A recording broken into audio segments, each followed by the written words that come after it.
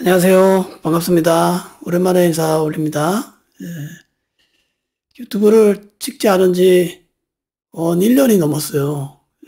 작년에 휴가 때 태국에서 조금 찍은 거 올린 이후로는 어, 뭐 계속 게으름 펴가지고 못 찍었습니다. 안 찍은 거죠, 제가. 네, 그럼에도 불구하고 한 400명이 넘는 구독자분들이 간간히 제 영상을 보고 또 명상을 또 하시는 것을 보면서 또 어쨌거나 조금 다시 부지런을 떨어야겠다 하는 마음으로 또 오늘 영상을 찍어봅니다. 좀 제 스타일이 좀 바뀌었죠? 좀 얼굴이 좀 더 가림해지지 않았나요? 제가 살을 한 10kg 정도 뺐어요. 식단을 좀 바꿔가지고, 좀 더 건강해졌습니다, 제가. 인물도 예전보다 좀, 솔직히 좀 낫지 않아요? 그리고 머리를 제가 깎았어요. 머리를 깎은 거는 어느 순간에 이 머리를 관리하는 게 좀 귀찮다라는 생각이 들어서, 바리깡을 하나 사가지고 밀고 면도기로 싹 했습니다. 그다음부터는 한 이틀에 한 번씩 이렇게 면도를 하고 있습니다. 너무 편해요. 시원하고 명상도 좀 잘 되고, 당분간은 이 헤어스타일을 유지하지 않을까 생각합니다. 자, 오늘의 주제는, 오력에 대해서 설명해 드릴까요? 수행은 5가지를 고르게 증장시키는 데 있다라고 봅니다. 5가지는 뭐냐? 첫 번째는 믿음이에요. 빨리어로 샀다라고 합니다. 믿음. 두 번째는 노력. 빨리어로 위리아라고 해요. 세 번째는 알아차림. 사띠. 그 다음에는 고요. 사마디. 그 다음에는 지혜. 빠냐라고 합니다. 이 5개를 고르게 발전시키는 게 수행이다라고 해요. 그래서 믿음이 좋아지면은 노력을 하게 되고, 노력이 좋아지면은 알아차림이 잘 되고, 알아차림이 잘 되면은 마음이 고요해지고, 고요해지면은 지혜를 또 경험할 수 있고, 지혜를 경험해서 어떤 알미 생기면 또다시 믿음이 좋아지고, 믿음이 좋아지면 더 노력하게 되고, 노력하면은 알아차림이 더 잘 되게 되고, 이게 계속 순환 과정을 거치면서 수행을 더 잘하게끔 되는 거예요. 그래서 오늘은 이 오력 중에 첫 번째인 사따, 믿음에 대해서 설명해 드리겠습니다. 불교에서 말하는 믿음은 불법승 삼보에 대한 믿음을 많이 이야기합니다. 왜 남방불교 가면은 법당에 들어가거나 스님을 만나면은 3배를 올리죠. 3번 절을 하는 거예요. 3번 절하는 거는 3번의 의미는 불법승 삼보에 대한 믿음을 강조하는 거죠. 불은 뭐냐면 붓다 자신을 얘기하는 거예요. 붓다에 대한 믿음. 또 하나는 법. 법은 뭐 어렵게 생각하지 마시고 현상, 자연적인 현상, 자연의 질서 이렇게 이해하시면 좋아요. 반마라고 하죠. 법에 대한 믿음. 또 하나는 뭐예요? 공동체, 상가에 대한 믿음. 그래서 불법승에 대한 믿음을 강조합니다. 그런데 이 불교가 갖고 있는 믿음은 다른 종교의 믿음과는 좀 달라요. 그거를 잘 표현하고 있는 경전이 깔라마경이라는 경전입니다. 기독교 같은 경우는 믿음을 뭐라고 표현하느냐? 믿음은 보이지 않는 것의 실상이다라고 이야기해요. 그래서 기독교는 믿어야 알고 믿어야 보인다라고 이야기합니다. 근데 불교는 어떻게 이야기하느냐? 불교는 이런 거예요. 깔라마 지방에 붓다가 갔습니다. 갔는데 깔라마 사람 중에 이렇게 질문하는 거예요. 이곳에 오는 수행 지도자는 자신의 말은 옳다라고 이야기하고 그 전에 있었던 지도자의 말은 다 틀렸다고 이야기합니다. 그럼 과연 우리는 누구의 말을 믿어야 됩니까? 라고 붓다에게 질문하는 거예요. 붓다가 이렇게 이야기합니다.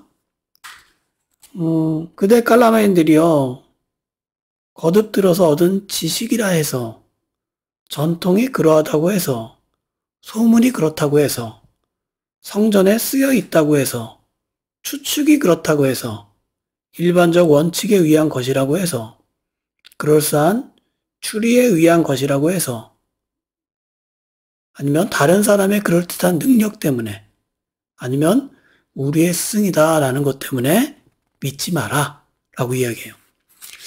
자, 여러분 어때요? 우리가 뭔가를 신뢰하고 할 때는 주로 많이 하는 게 뭐예요? 전통이 어떠냐라는 것을 많이 따집니다. 그렇죠? 그리고 어떤 종교적인 믿음은 성전에 어떻게 써져 있느냐, 경전에 어떻게 써져 있느냐, 이걸 보고 많이 판단을 해요. 그리고 어떤 권위 있는 스승의 어떤 말에 대해서 더 신뢰를 하게 됩니다. 근데 여러분, 붓다는 뭐래요? 다 믿지 말라라고 하는 거예요. 예, 다 믿지 말라. 그러면 어떻게 하느냐? 이게 좋은 것인지, 비난받을 일인지, 아니면 책망받을 일인지, 아니면 해롭고 괴롭게 되는지를 보면 그것을 버리도록 해라. 또 반대로 그것을 통해서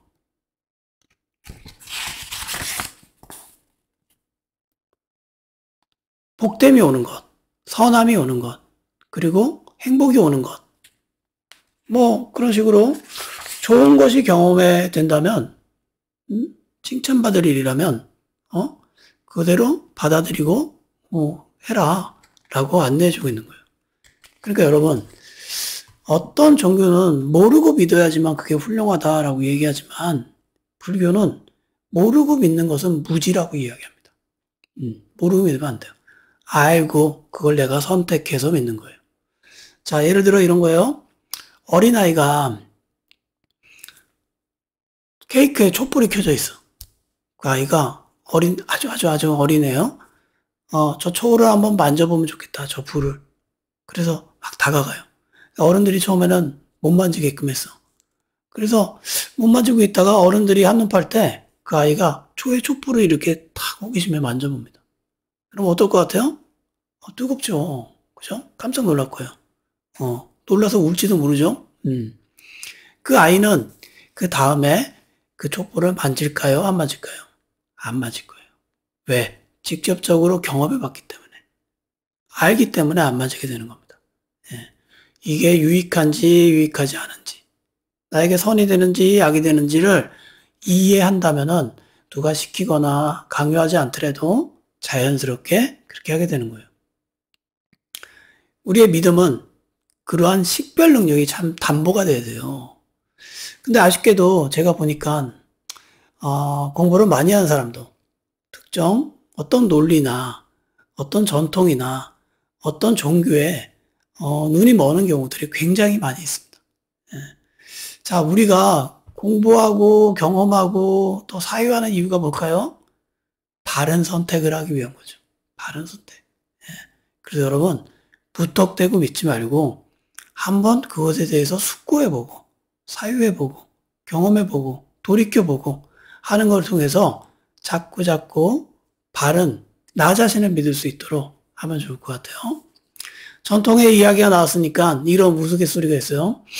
어떤 수녀원에서